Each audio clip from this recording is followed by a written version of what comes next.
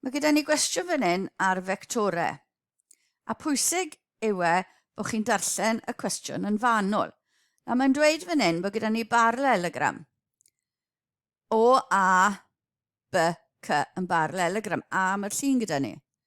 A O yw'r tarddbwynt. Felly O fyna i ni'n dechrau gyda A, B a C gyda ni fel ochrau y parallelogram.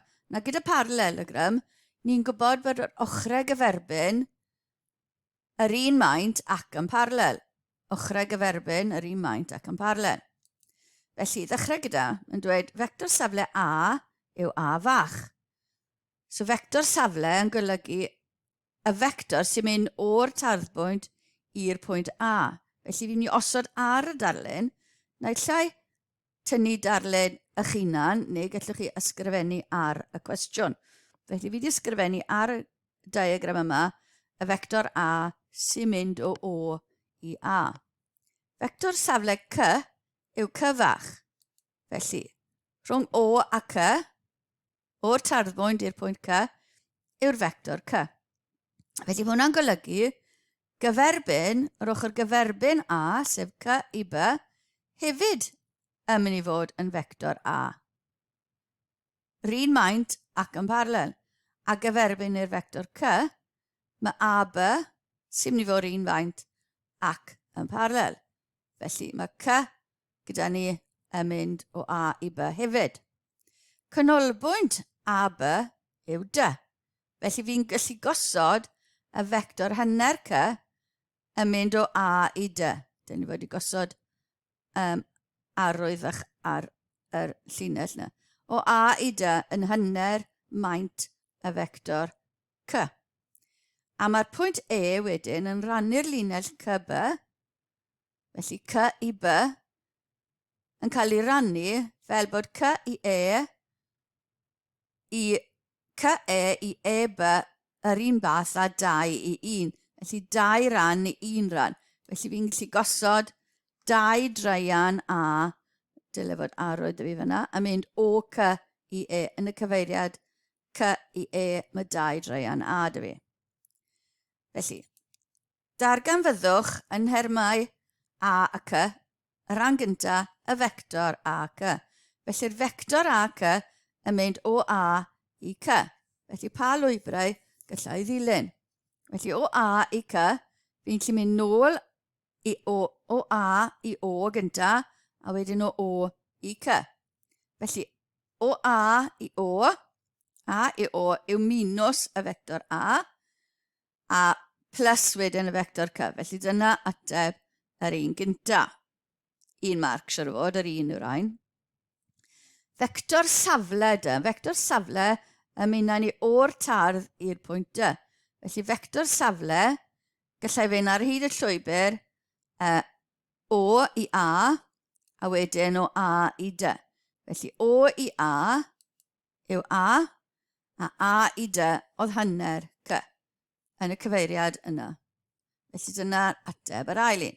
Vector safle E yn mynd â ni o i E, neu gallai fynd ar hyd y ffordd hir, neu af i'r ffordd byrrach. Felly O i C plus C i E. O i C yn C, a C i E ni wedi dangos yw 2 dreian A yn y cyfeiriad yna. Felly dyna atebion cwestiwn A. I ddangos bod C i B yn 2 dreian A, felly os dyw y pwynt yma yn 2 i 1 yn rhannu'r linell hyn mewn i'r cymhareb 2 i 1, mae 2 plus 1 yn 3, felly mae 2 ddarn a 1 darn yn neud 3 darn, felly 2 dreian yw'r darn cyntaf, 1 dreian yw'r ail ddarn. Felly dyna pam oedd 2 dreian A gyda ni fyna. Rhan B. Darganfyddwch A yw dy E yn paralel i AC neu bido, gan nodi eich reswm yn glir. Nawr, ydyn nhw'n paralel? Yn yr llun eto, a roiau mewn y llinellau A i C a D i E. A dy'r hynna'n paralel. Dyn nhw ddim yn edrych yn paralel, ond ni fod i'n nodi ein reswm yn glir. Felly, os ydyn nhw'n paralel, mae ryw gysonyn lle mae dy yn hafel i ryw gysonyn lluosi a c. A yn y sefyllfa yma, mae c yn mynd i fod yn llai na 1. Mae a c yn llai na dy. O'r rhan a, ni'n gwybod bod o dy ac o yn hafel i'r una, felly ni'n gallu gweithio mas beth yw'r fector dy i dy i yw'r un peth a dy i o, a wedyn o i dy i o yw minus o i dy, felly minus a plus hanner c, a wedyn plus o yw c plus 2 treian a. Mynd ar minus mewn tu fewn y bracet, felly minus a, minus hanner c, plus 2 dreian a ni'n cael minus a plus 2 dreian a, mynd rhoi minus treian a minus hanner c plus c yn rhoi plus hanner c i ni. Felly, a dyw hwnna, dy yn hafel yw ryw lioswm a c.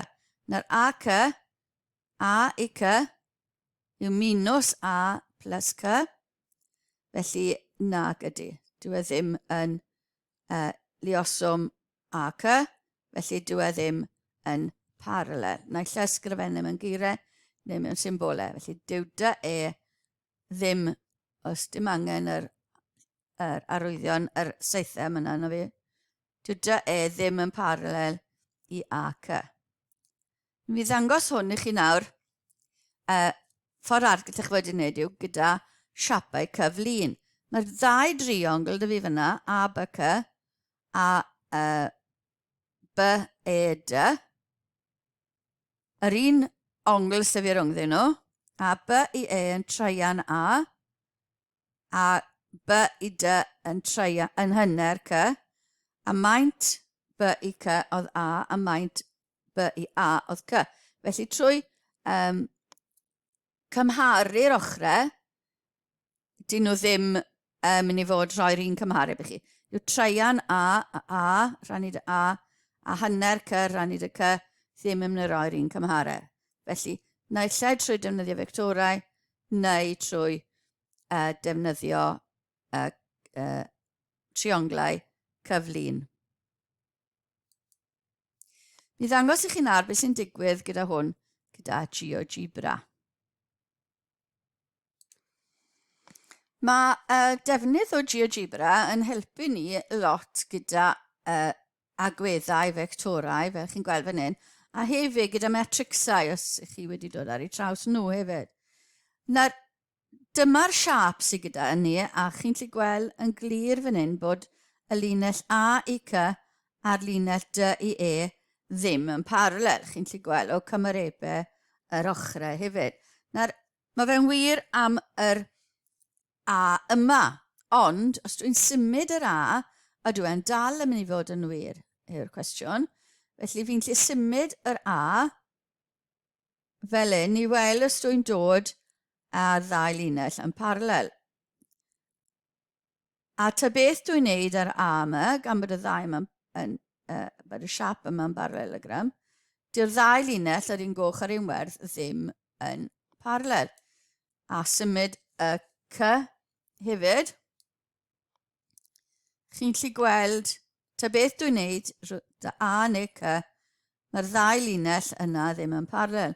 O'r siapau cyflun, hefyd, chi'n gallu gweld, mae'r cymarebau yn aros ar un peth. Mae hwnna'n un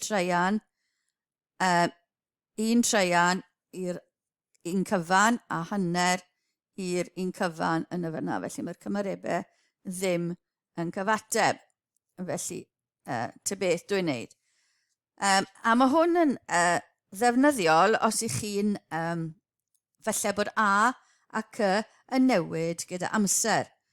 A byddech chi'n gallu defnyddio Geogebra i weld beth sy'n digwydd.